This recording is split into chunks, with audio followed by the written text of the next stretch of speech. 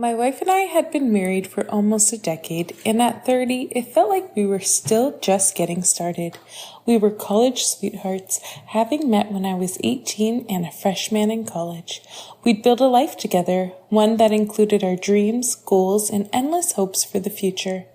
But life has a way of throwing curveballs when you least expect it. It all started when we made the big move across the country. The city we moved to was a whole different world from the rural Midwest where I had grown up. It's one of the most violent places in America, and from the moment we arrived, I could feel my mental health start to deteriorate. Anxiety, something I had only briefly encountered in my life before, started gripping me like a vice.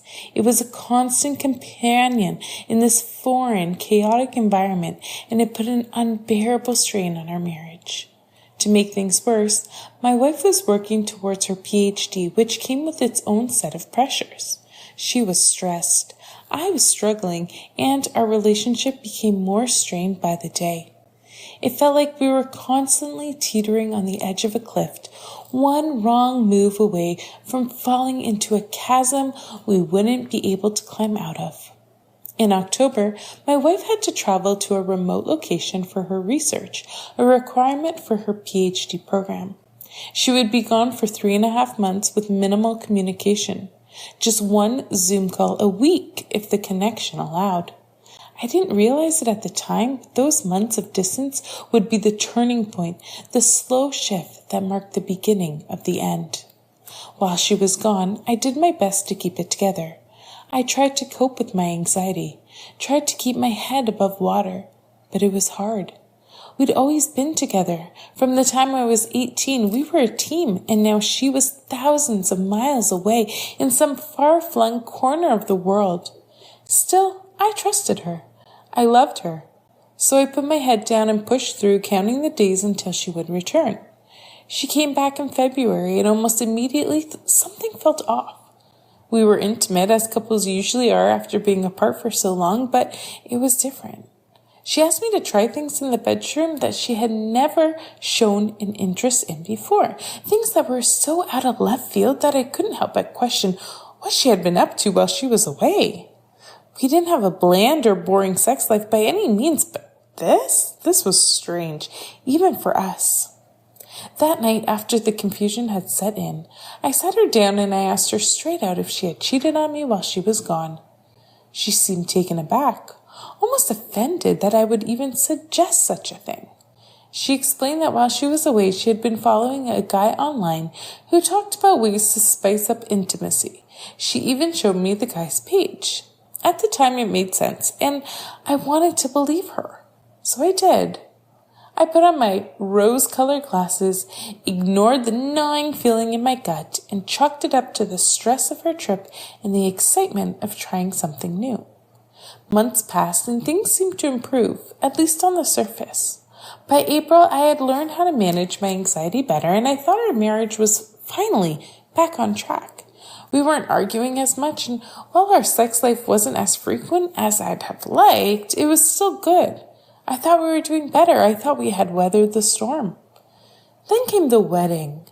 My best friend Dave's wedding back in the Midwest. It was supposed to be a joyous occasion, a chance to go home, see family, and celebrate love. My wife and I made the trip out there, and it felt like a mini vacation from the chaos of our new life in the city. At the wedding, my wife struck up a conversation with one of Dave's old college friends, Frank. They bonded over music, sharing similar tastes and chatting whenever a new song came on. It was a small, intimate wedding, so I could easily see them talking throughout the night. It didn't bother me at first. I trusted her, after all, and Frank seemed like a decent guy. Later that week, back home, I walked into the kitchen to get a glass of water, and there it was, a Snapchat from Frank on my wife's phone.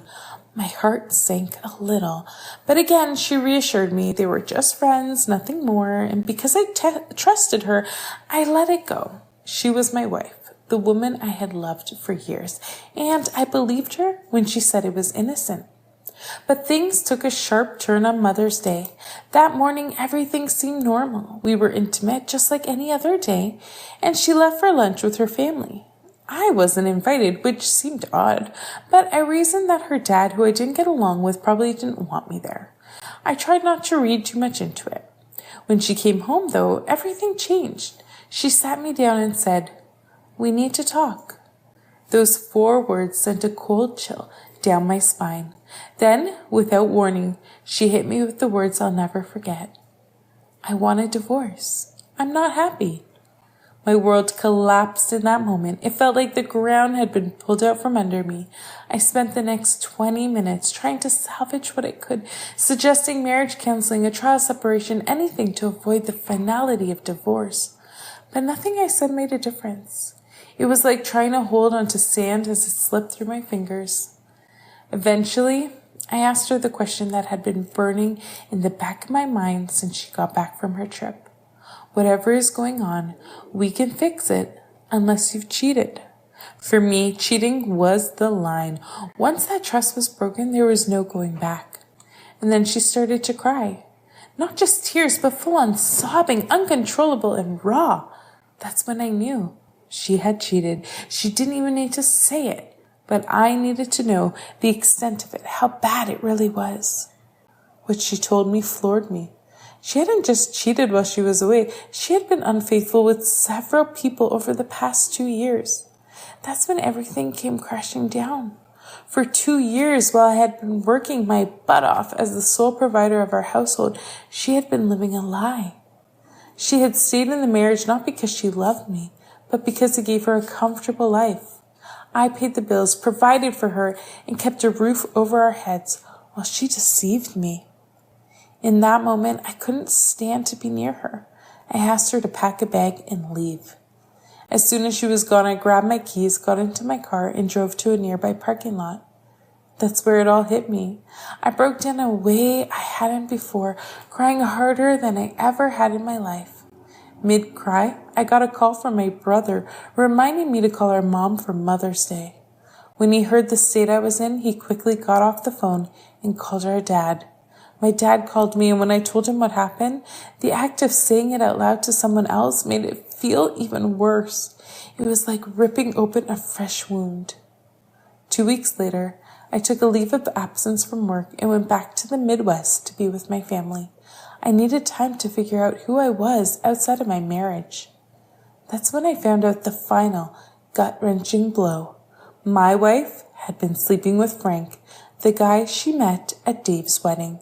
Within a week of everything falling apart, she had flown back to the Midwest to be with him, posting pictures of the 2 of them all over social media. The woman I had loved so deeply for nearly a decade had moved on just like that, as if the last 8.5 years had meant nothing. Now, fast forward to today. I'm doing better, though some days the pain is still so intense it feels like I can't breathe. We've agreed to an amicable divorce. She gets the car and the money in our joint account while I keep my retirement. It's been a long road to rebuilding my financial stability, but I'm getting there. The divorce isn't finalized yet, but I'm ready for a fresh start. I've accepted a new job back in the Midwest, just a few hours from my family. I'm leaving behind the violent city that has haunted me for the past 3.5 years. The place that became a symbol of my anxiety and the collapse of my marriage. I know I wasn't the perfect husband, but I've always tried. I never cheated, never lied, never raised a hand in anger. I always worked hard to be better for her, for us. My biggest dream was to be a father, and I thank God now that we didn't have kids because that would have made the nightmare so much worse. Today, I'm in therapy, trying to heal. But every time I meet someone new, I can't shake the question, how is this woman going to mess me over? Trust is a hard thing to rebuild after it's been shattered, but I'm trying. Day by day, I'm putting the pieces of myself back together, and one day, I'll be whole again. This woman found out that her boyfriend was cheating on her with an Instagram model. You won't believe the crazy details. Check out this video.